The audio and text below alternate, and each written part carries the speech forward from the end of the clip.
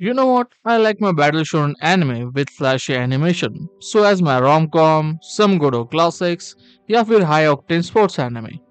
और जब मेरी इच्छा होती है कि to take things little slow, I go to a slice of life anime.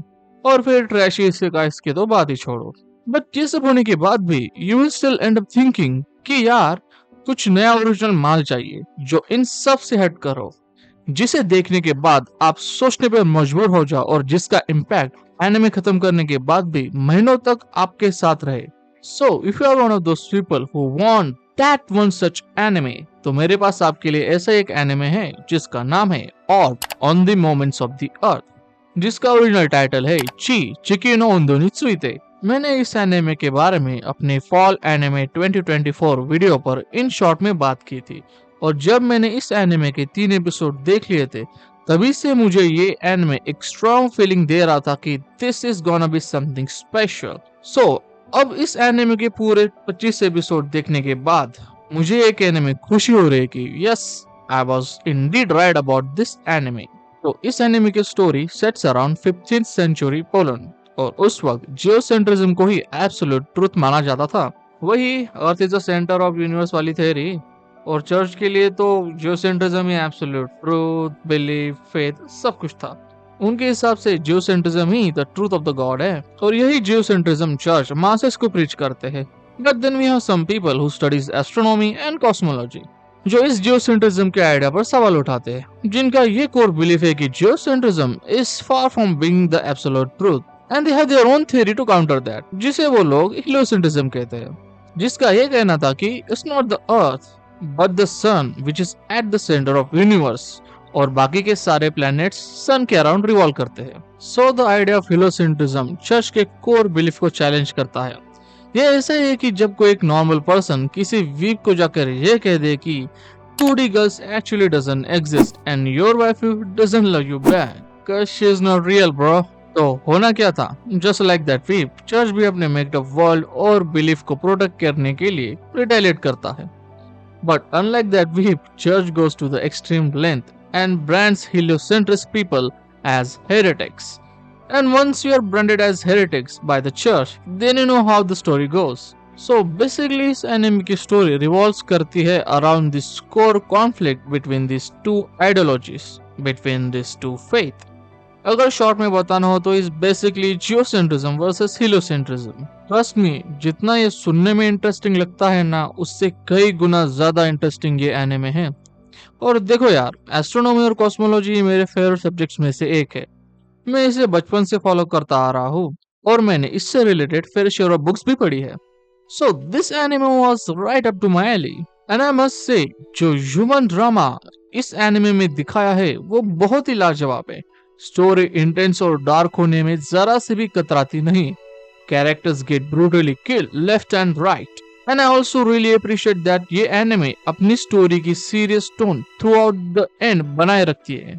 नहीं तो आपको वो कुछ एनिमे मिलते हैं जहाँ पे स्टोरी तो डार्क और सीरियस होती है, but sometimes they add force comedy scenes जो completely out of the place feel होती है. And I am glad to say that ये बकचोदी इस एनिमे के साथ तो नहीं होती, क्योंकि ये एनिमे प्योरली एक आइडिया पे बेस्ड है, एंड ये आइडिया ही इस कहानी का मेन कैरेक्टर है, which we get to explore in detail through many different characters. और हर एक सब स्टोरी आर्क में हम एक लीड कैरेक्टर की स्टोरी को फॉलो करते हैं, and how he comes across heliocentrism, और कैसे हीलियोसेंट्रिज्म उस कैरेक्टर को और उसकी लाइफ को अफेक्ट करते हैं to the point he will do anything to protect and pass on this idea, or should I say this new faith, to the new generation. It is so insane that बहुत बार तो characters खुद कहते हैं कि ये information pass on होने के chances बहुत ही स्लिम है, but they still do it. Through out the story आप कैरेक्टर्स की लाइफ जर्नी को फॉलो करते हो, and you will also get to know about the people's different philosophies, different beliefs, their worldview, and the struggle to accepting the truth that sometimes they might be wrong. और ये anime सिर्फ 25 episode में brilliantly pull of करता है. ये anime सिर्फ space, Cosmos और astronomy पे फोकस नहीं करता, बल्कि इस एनिमे की story is about the human history. आप एक्चुअली इस एनिमे में इंसानों को स्टडी करते हो, their belief, their foolishness, and about their violent nature. अपने कोर बिलीफ और वर्ल्ड व्यू को प्रोटेक्ट करने के लिए इंसान किस हद तक नीचे गिर सकता है कि वो किसी और इंसान की जान लेने को भी जस्टिफाई कर देता है, और फिर कैसे अपने पापों का सारा ठीकरा आसानी से भगवान पे फोड़ देता है।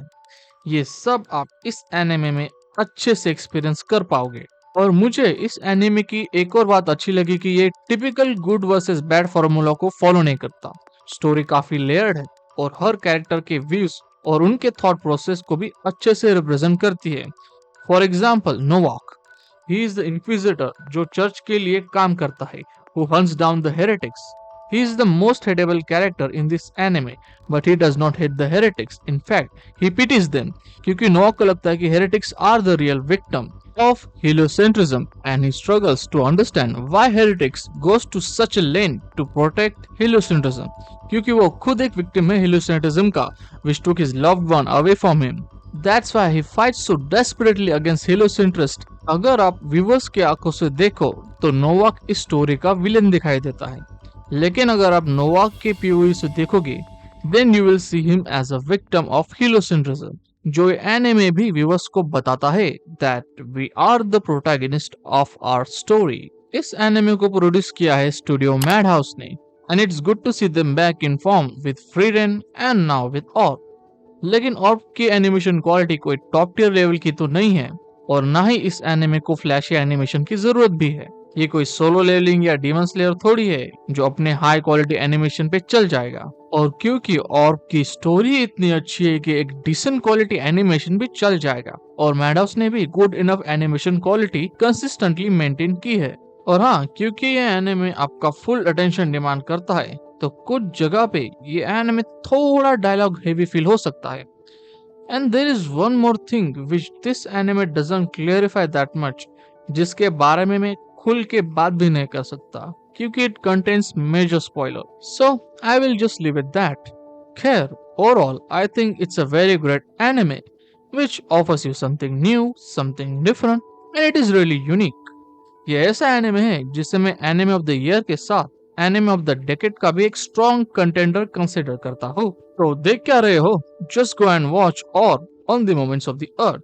मैं तो चला मेटल गियर राइजिंग रिवेंजेंस खेलने। See you in the next video, तब तक के लिए tata, bye bye and sayonara.